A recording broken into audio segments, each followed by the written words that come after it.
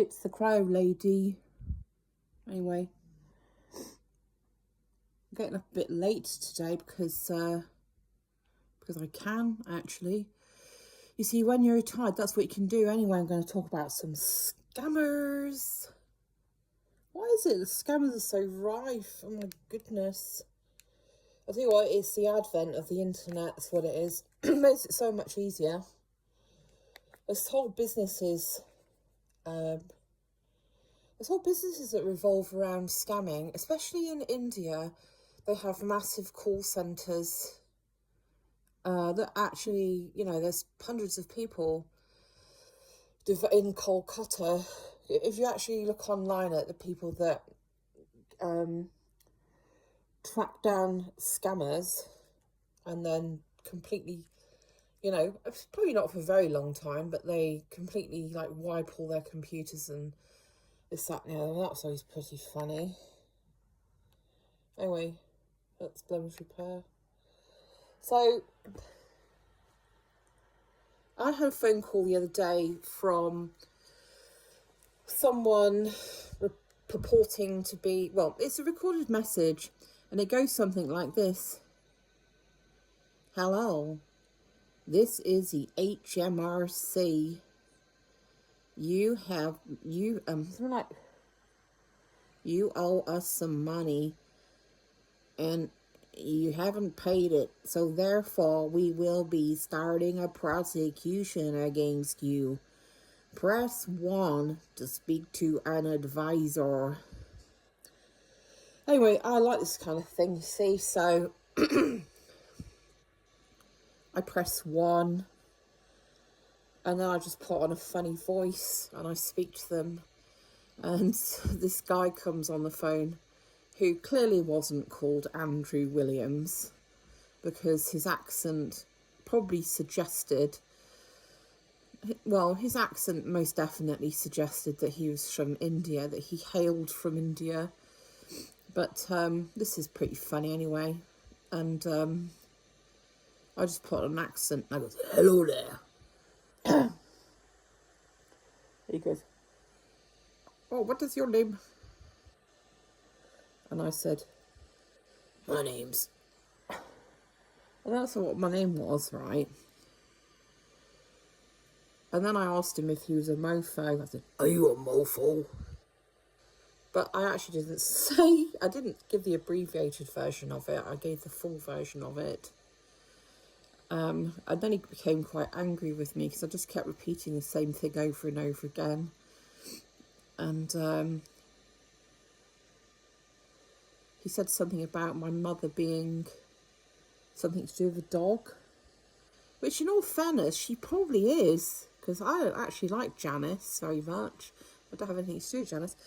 And anyway, I also got one from I got a phone call today, and it was from someone asked to speak to me, and they read out my full name, and then I said, okay, who is this then? And they said, I don't know, I'll just make up a name.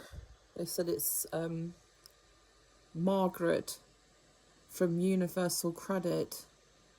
To which I replied, well, you know what, I don't claim Universal Credit.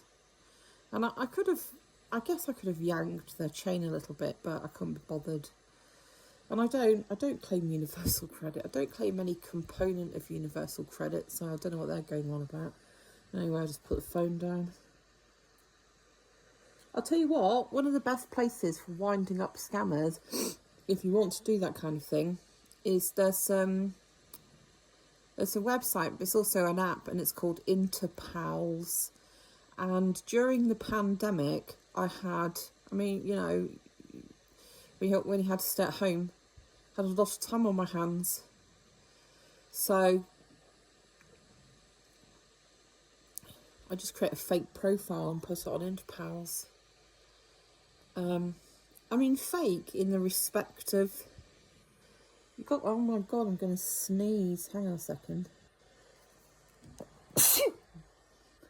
So I had to lift my mask up and sneeze. Yeah, Interpals, very, very, very rich ground for chancers and feckless grifters and panhandlers. And I think the worst country, the worst offenders. So if you just put your profile up, I put mine up and I put, I was in my 50s, which I was. I just, do you know what? I got some pictures. I'll tell you where I got my pictures from. Because I could have AI generate, well, you know, back then, you couldn't really AI generate a picture. This is a few years ago. You could do that now. But I actually got the pictures off an American prison pen pal site. So it's like female prisoners in US penitentiaries.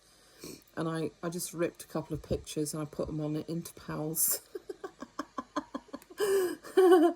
But here's the thing, right? You know, you can actually look like, I mean, you can look, well, I mean, you can have a face like a bag of spanners, you know, and you will get responses. And so if I said I was in my 50s, 60s, or even 70s, you will get, unless you put filters on, you will get huge amounts of young men in their 20s, some as young as 18, 18 and in their 20s. That's the predominant one. You get them writing to you, and then they'll be begging you to come over to wherever it is. It's usually like Gambia is probably the worst one. Morocco, that's another one. Tunisia is another one. And Algeria. They are the worst ones for it. You get young men just contacting you, and you clearly look like an old bag, all right? And they'll just be telling you how beautiful you are. I mean, you hear a lot of stories about women going on holiday to these places, and they're just mobbed by young guys, and it's generally speaking, it's mostly money. They want you to send them money. You know, they say they've got nothing to eat and this, that and the other, especially from Gambia, but yet they've got money for a mobile phone and also for internet time and everything else. That they're not poor, they're just having you on, because at some point somewhere someone will think, okay, you know, there's always someone that's going to be vulnerable. But you just wind them up with these huge, ridiculous stories. You know, I used to say that I used to make up some ridiculous place that I lived in.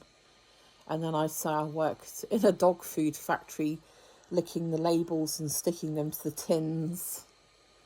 Or, you know, and I'd say that I'd been married and I was a widow. And my husband worked in a custard factory.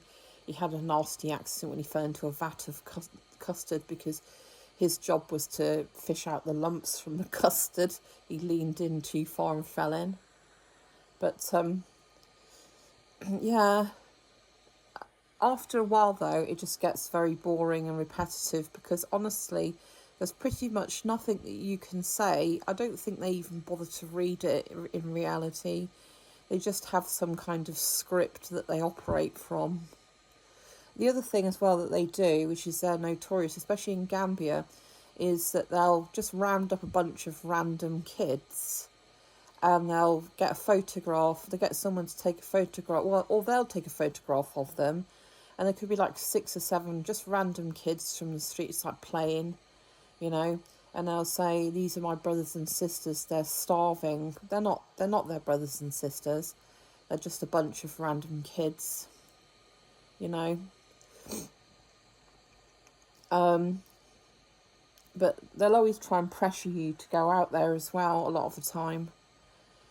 And if you say no, then, you know, they won't take no for an answer. They'll just keep pressuring you and pressuring you. You have to make up increasingly ridiculous stories. It's just funny, you know. But that's what they do.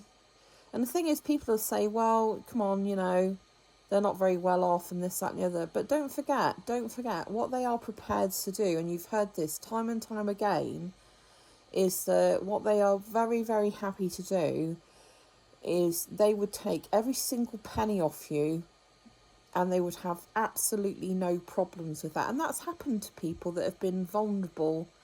You know, maybe their partner's died and recently, or, you know, whatever, or they've got out of a long-term relationship or been dumped or whatever, and they're just vulnerable. But yeah, never underestimate these people.